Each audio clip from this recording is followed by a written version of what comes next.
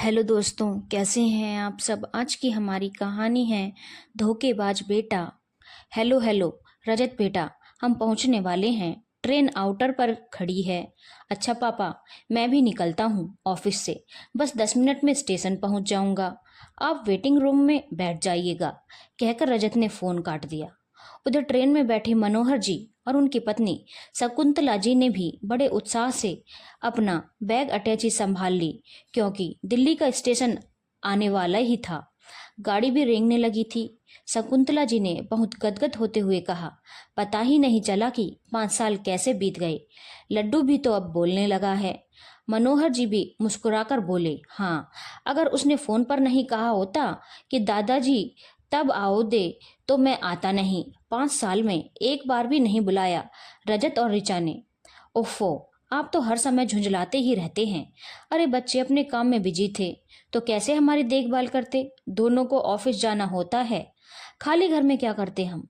ठीक है, अब बुला लिया ना, शकुंतला जी ने समझाते हुए कहा। अच्छा सुनिए, उनके फंक्शन में कुछ भी हो, ज्यादा टेंशन मत करना। दिल्ली का सिस्टम अलग है। हाँ हाँ जानता हूँ, चलो प्लेटफॉर्म आ गया, मनोहर जी ने कहा और अपनी अटैची ट्रेन के डिब्बे की गैलरी में घसीटते हुए गेट की ओर चल दिए। पीछे पीछे बैग और पानी की बोतल संभालते शकुंतला जी भी चल रही थी। 5 साल पहले रजत और ऋचा ने दिल्ली में ही गुपचुप शादी कर ली थी। मनोहर जी और शकुंतला जी को जब पता लगा तो वे बहुत नाराज हुए। अब 5 साल बाद जब उनका बेटा लड्डू 2 साल का हो गया तो उसके जन्मदिन पर एक ग्रैंड पार्टी का आयोजन दिल्ली के एक बड़े होटल में किया जा रहा है। बहुत मनाया, कई कई बार दोनों ने सॉरी बोला। तब कहीं जाकर मनोहर जी और शकुंतला जी ने पार्टी में दिल्ली आने का मन बनाया, लेकिन पक्का निर्णय उस समय लिया जब 2 साल के नन्हे लड्डू ने अपनी तोतली जबान में दादा दादी को इनवाइट किया और सारे गिले शिकवे भुलाकर दोनों ने रिजर्वेशन करवा लिया। मनोहर जी ने शकुंतला जी को हाथ पकड़कर प्लेटफॉर्म पर उतारा और रजत को फोन करने लगे। बेटा, हम प्लेटफॉर्म पर आ चुके हैं, तुम कितनी देर में पहुंच रहे हो। ओहो पापा, बस आधा घंटा लगेगा। आप वेटिंग रूम में बैठिए, चाय वाय पीजिए, मैं ऑफिस से निकलता हूँ, रजत ने उत्तर दिया। तुम अभी तक ऑफिस से निकले ही नहीं। तुम तो कह रहे थे कि 10 मिनट में मनोहर जी को झुंझलाहट आ रही थी। अरे पापा, एक इम्पोर्टेंट फाइल साइन करनी थी, बस निकल ही रहा हूँ, 20-25 मिनट में, कहकर रजत ने फोन काट दिया। मनोहर जी बड़बड़ाते हुए वेटिंग रूम की ओर चलने लगे। अभी तक जनाब ऑफिस से निकले ही नहीं हैं, अभी आधा घंटा लगेगा, पहुंचेंगे करीब 1-1.5 घंटे में। ऑफिस यहाँ रखा है, हद है।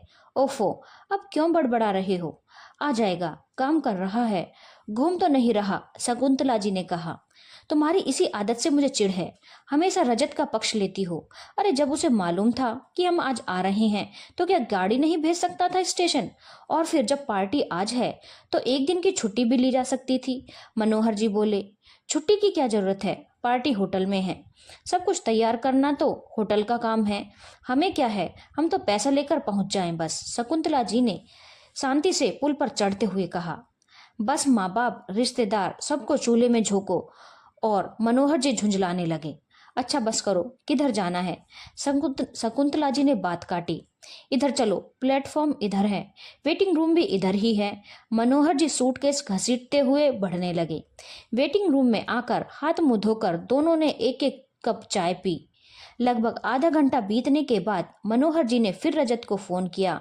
हेलो, कहाँ हो। बस पापा, अभी पहुंचा, ऑफिस से निकल चुका हूँ, जरा होटल में कुछ एडवांस देकर स्टेशन पहुंच रहा हूँ, रजत का जवाब था। फोन अपने जेब में रखते हुए मनोहर जी को खामोश देखकर शकुंतला जी ने कहा, क्या हुआ। अभी होटल जा रहा है एडवांस देने, उसके बाद यहाँ आएगा, मनोहर जी ने बिस्किट मुंह में डालते हुए कहा। चलो ठीक है, आ जाएगा, वैसे अभी 11:30 ही तो हुआ है, पूरा दिन पड़ा है, पार्टी तो शाम 7 बजे से है, शकुंतला जी ने कहा। लगभग 1 बज चुका था। दोनों बैठे बैठे ऊगने लगे थे कि मनोहर जी ने फिर रजत को फोन किया। बहुत देर तक घंटी बजती रही और कोई उत्तर न मिला। 2-3 बार फोन करने पर भी जब कोई उत्तर नहीं मिला तो मनोहर जी झल्लाते हुए बोले, अब फोन ही नहीं उठा रहा है। शकुंतला जी ने मनोहर जी को समझाया, क्यों गुस्सा कर रहे हैं, ट्रैफिक में फंसा होगा, गाड़ी चलाए कि फोन उठाए। आधे घंटे में आ रहा हूँ बोला था और 1.5 घंटा हो चुका है, क्या तरीका है? मनोहर जी के चेहरे पर अभी भी गुस्से के भाव थे। दिल्ली का ट्रैफिक मालूम है, खामखा नाराज हो रहे हैं आप। आ जाएगा, शकुंतला जी ने कहा ही था कि फोन की घंटी बज उठी। मनोहर जी ने झट से फोन उठाया। हेलो, हाँ कहाँ हो? रजत ने उत्तर दिया। अरे पापा सॉरी, मैं जाम में फंसा हूँ, पता नहीं कितनी देर लगेगी। मैं रिचा को फोन करता हूँ, वह आपको लेने आ जाएगी। उसका ऑफिस स्टेशन के पास ही है। जब उसका ऑफिस पास है तो पहले नहीं कर सकता था? ठीक है करो, हम भी बैठे बैठे थक गए हैं, मनोहर जी ने कहा और फिर शकुंतला जी के पास आकर बेंच पर बैठ गए। प्रतीक्षा करते करते 1 घंटा और बीत गया। लगभग 2 बज चुके थे। भूख भी लगने लगी थी और धैर्य भी साथ छोड़ रहा था। झुंझलाते हुए मनोहर जी ने कहा, क्या तमाशा लगा रखा है? ऑफिस पास है तो अभी तक नहीं आ पाई देवी जी। अच्छा बेवकूफ बनाया ये बड़े शहर वाले भी। अरे हमें भी पता भी नहीं बताया, वरना हम खुद ही पहुंच जाते। आप बहुत जल्दी नाराज हो जाते हैं।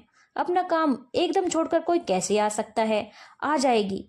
वैसे भी पहली बार उसे देखेंगे, अब तक तो केवल फोटो में ही तो देखा है। अच्छा, अब कुछ खा लीजिए, कहते हुए शकुंतला जी ने पूड़ी, आलू और अचार डिस्पोजल प्लेट में लगाया और प्लेट मनोहर जी के सामने बढ़ा दी।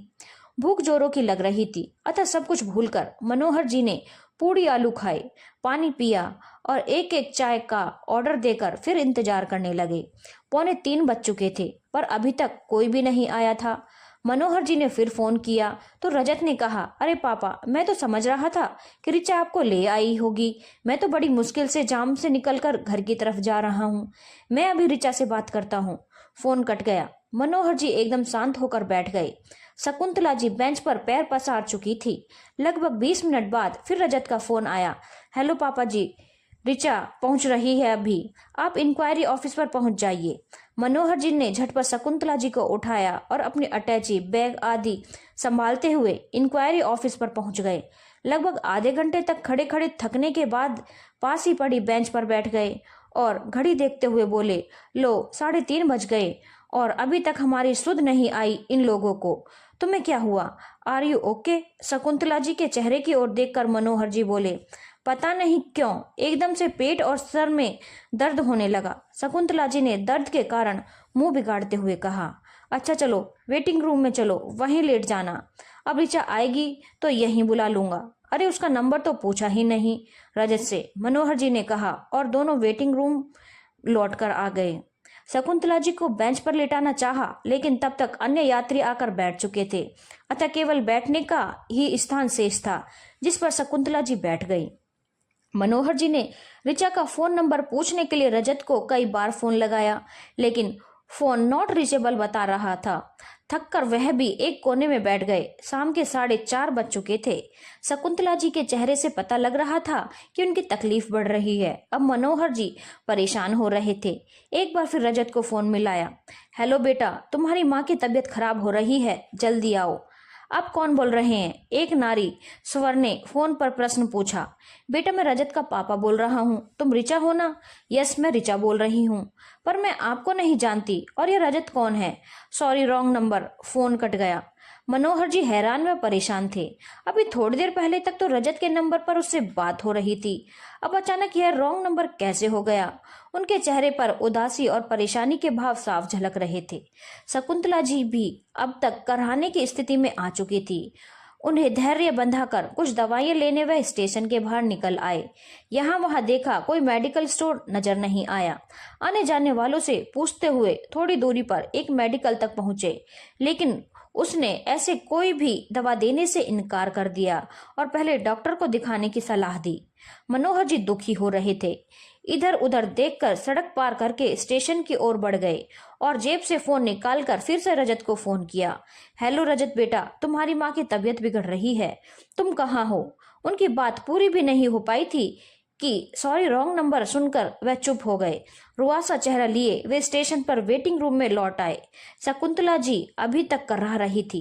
मनोहर जी को देखकर पूछने लगी, कितनी देर में आएगा रजत? मनोहर जी ने कुछ नहीं कहा, बस प्रश्न किया, बहुत दर्द है? हाँ। मैं सिर हिलाने के बाद शकुंतला जी ने फिर पूछा, कितनी देर? चलो बाहर किसी डॉक्टर को दिखा दूं। पता नहीं क्या हो गया अचानक। शकुंतला जी की बात काटते हुए मनोहर जी उन्हें उठाने लगे। अरे रजत कब आएगा? आप कहाँ परेशान हो रहे हैं? रजत को आने दीजिए, वही दिखा देगा, शकुंतला जी ने कहा। मनोहर जी ने शकुंतला जी से बिना नजरें मिलाए कहा, पता नहीं कब आएगा, और तुम कब तक दर्द सहती रहोगी? चलो बाहर चलो, कोई ना कोई डॉक्टर मिल ही जाएगा। शकुंतला जी चलने को खड़ी हुई, पर लड़खड़ाकर फिर बैठ गई। नहीं जा रहा है, लगता है पैरों में जान ही नहीं रही। अरे हिम्मत तो करो, आओ मैं पकड़ लेता हूँ, मनोहर जी ने कहा। नहीं रहने दो, मुझे लिटा दो बस। शकुंतला जी ने आंखें बंद कर ली और बेंच पर ही लुढ़कने लगी। मनोहर जी बहुत विचलित हो गए।